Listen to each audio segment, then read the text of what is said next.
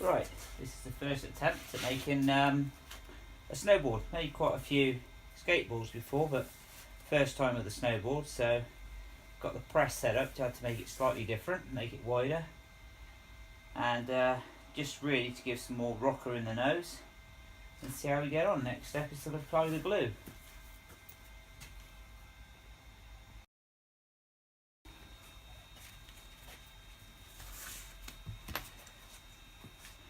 Right, we use Baltic birch for the plyboard because it's a good quality, good finish and durable plyboard, which I've used for the skateboards before. Make sure that you use the good face for the bottom and a good face for the top. So if you've got any indentations or anything on any of the plyboard, put those in between in the sandwich. Right, make sure and apply a liberal amount of glue, the whole first section, and then just squeegee it all on the ball so you get a good, careful not to go too far over the edge though, because if you do it will stick to the press.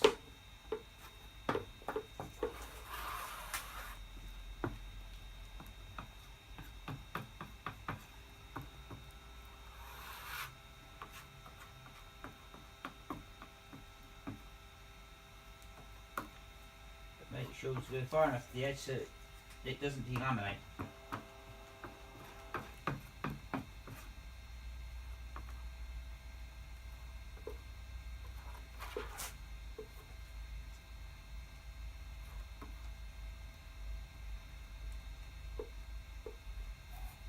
I've allowed at least a centimetre around the edge of these boards for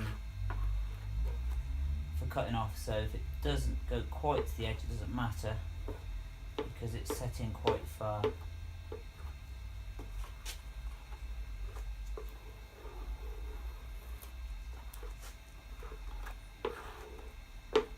Right, that's the first sheet done. Put them in order so you know which one's going to go where. Lay them on top. Level. Right, now for the next layer of glue. I usually use 4mm Baltic birch, so it gives it an overall 12mm finish. As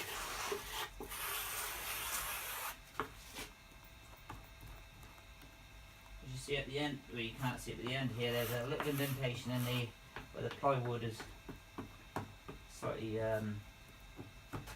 broken. Well, not broken, it's just got a dent in it, and I'm putting that in the middle of the sandwich, but that's still not going to affect it because it's on the edge. So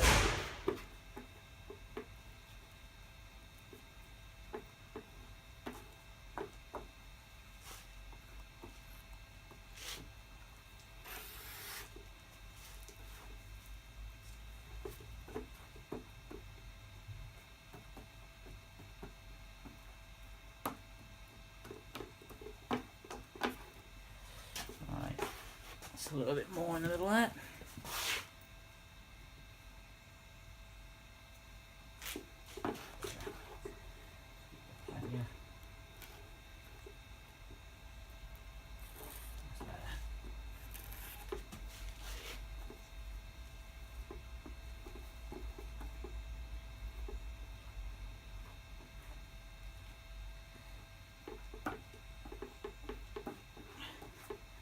That's covered the whole board. Right, now the top sheet, which has got a nice finish to it. Right, get them all level, try and keep them in the press. I'm going to give this one about a 40mm rocker on the front. See how it comes out. Right, it's just a handmade press. These down.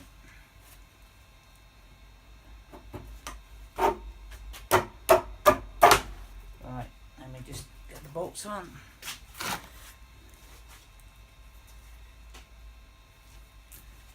And the washers first.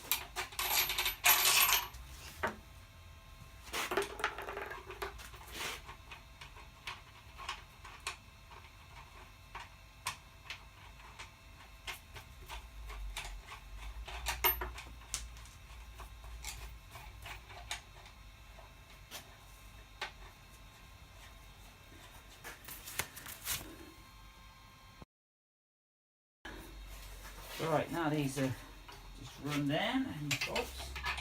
Just clamping them down. Making sure you do them evenly.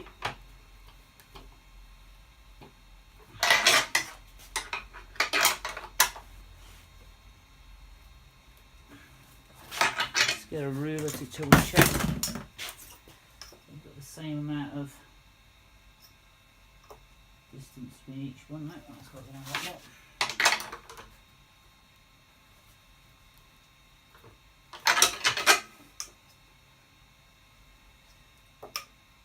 Better.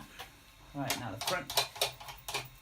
Got the rocker in the middle of the board should be flat, hopefully, so we've just got the curvature at the nose, the rocker at the nose.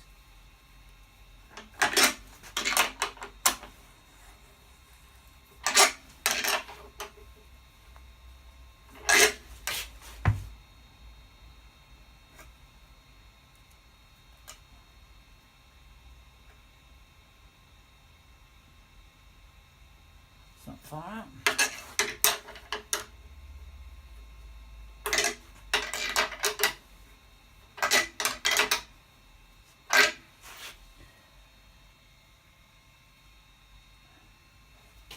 Looks pretty good.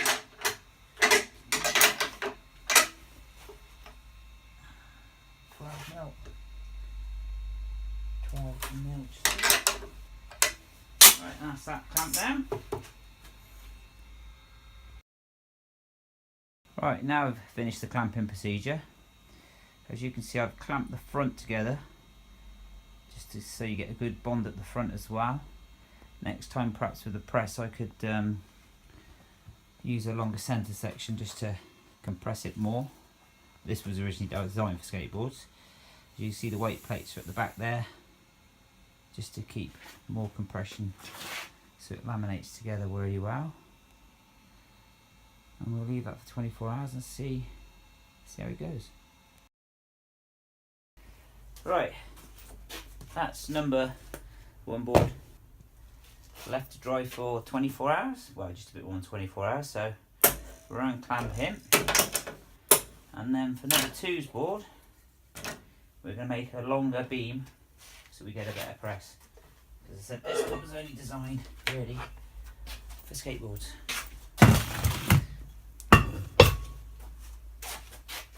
Right.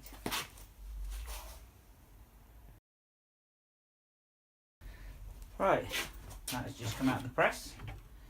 And as you see, you've got a nice curvature on the front. And that's cut out, hopefully. That should be about right. Right, we'll get on with number 2 now. Try along the beam in the middle.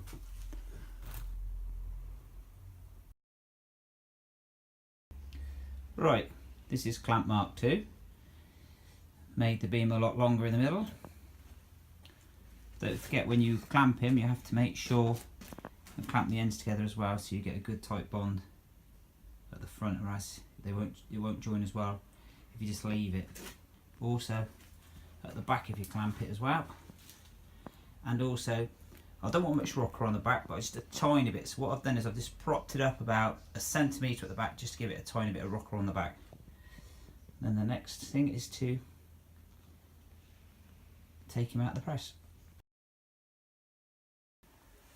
Right, both blanks have come out of the press now. I've already cut one. I've used a template I had, but you could use a mate's board if you do have one, or just make your own template up. The best thing I found to cut it with is a jigsaw for the curved areas, with not too much of a scrolling blade, just a normal flat wood blade. And also for the longer areas down the sides, I'd use a fine tooth handsaw, small one, because I just find that I can get the shape better and a straighter line down the back end of the board.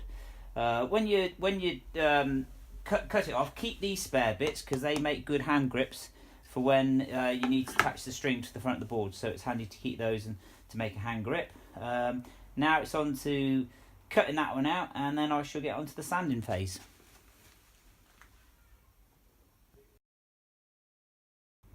Right, now both boards have been sanded and finished on the edges. Basically for this, I just use a shore form there with a fine blade, just a normal sanding block, and a hand sander. And with the edges on the bottom, I try to keep it as flat, as edgy as possible, and the top just round them off very slightly, just to give a smoother edge. Right, that's all done. Now for some graphics, and then on to making a hand block. Right, just going back before I make the grab handle, the reason I use a shore form is because if you get any indentations down the side of the board, it does smooth them out very nicely. And I use a small one instead of a longer one, because I used to use a longer one to making surfboards, but the small ones are good because it follows the lines of the board, you know, because you've got quite a few curves on it. So that's the reason I use that, and it does help a lot. To make the hand grips, basically I just use the offcut of wood from what I made the boards with.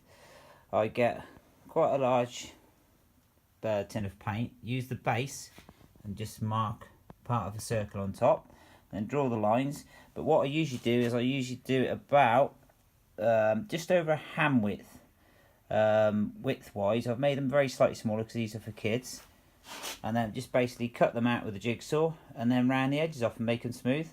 And then I'll paint them with the main board. That's the two hand blocks drilled now. One is slightly bigger than the other because these are for kids, these boards, and one is a younger kid and one's the older, so obviously the hand size is a bit different. But that's for the rope to pass through, so they can attach it to the front of the board and pull the front of the board up. But I'll show that later when they're finished. Right, off to lacquer them and varnish them now. Both boards are now finished. I've just put a 2-pack varnish coat on them. They've had about 4 coats on each side.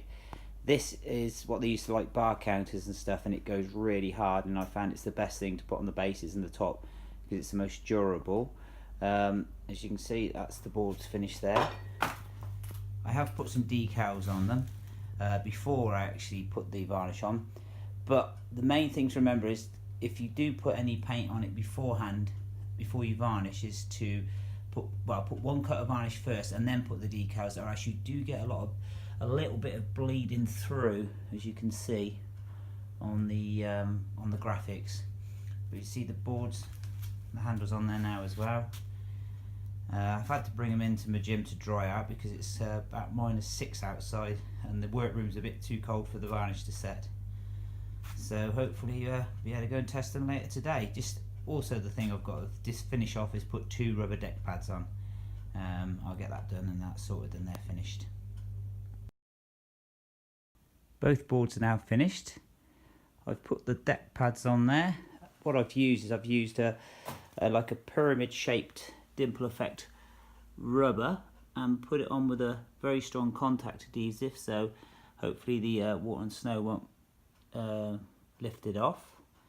And that's it. It's just now to go and dry the boards.